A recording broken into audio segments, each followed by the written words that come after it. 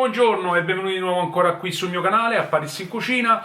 Io sono Enrico. Oggi tratteremo un secondo di carne, però con un taglio diverso da quello che viene utilizzato di solito, perché oggi faremo la guancia di manzo brasata nel vino rosso. In questo caso ho scelto un Cabernet. Per quale motivo ho scelto un taglio così particolare? Intanto proprio perché è particolare, è un taglio che oramai si usa da pochissimo, eccetto certe parti d'Italia, ma poi soprattutto è un taglio che costa molto meno rispetto ad altri, e poi perché è un taglio molto buono. Si presta chiaramente a delle lunghe cotture, come quello appunto del brasato. Quindi adesso vediamo quali sono gli ingredienti, ma soprattutto, come al solito,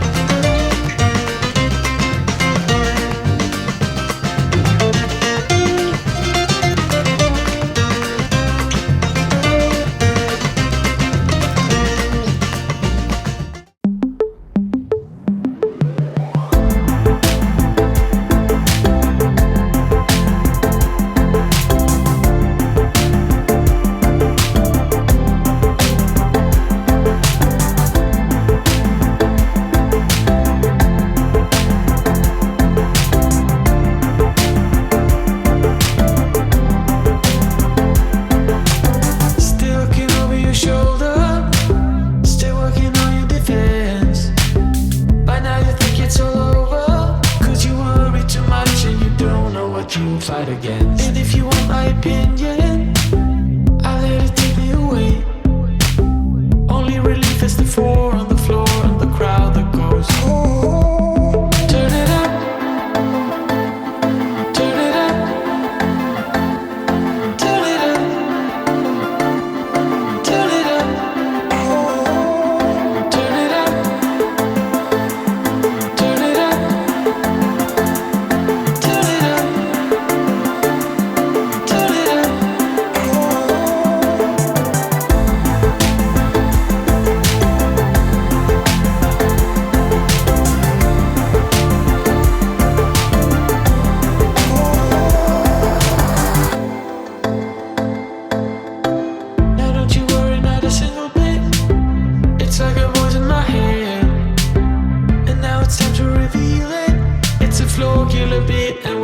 Like we're back from the dead. And if you want my opinion, I let it take me away. Only relief is the four on the floor and the crowd that goes, oh, turn it up, turn it up, turn it up, turn it up, oh, turn it up, turn it up.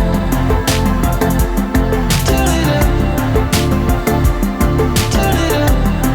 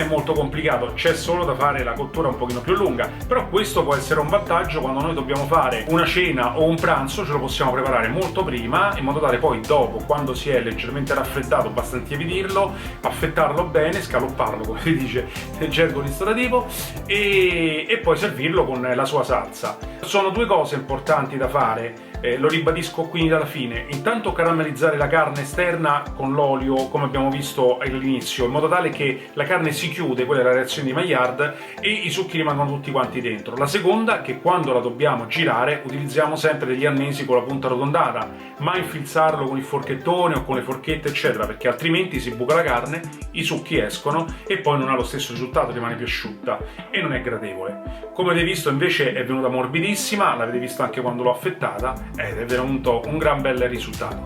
Io spero che questo video vi sia piaciuto, ma soprattutto la ricetta, perché ritengo di utilizzare dei tagli che non siano quelli classici e tradizionali. Se vi è piaciuta comunque la ricetta, ricordate di mettere sempre un bel pollicione in su. Se non l'avete ancora fatto, iscrivetevi al mio canale, cliccate la campanella qui sotto per non perdere i miei video futuri, e niente, ci vediamo con la prossima ricettazione. Buona giornata a tutti!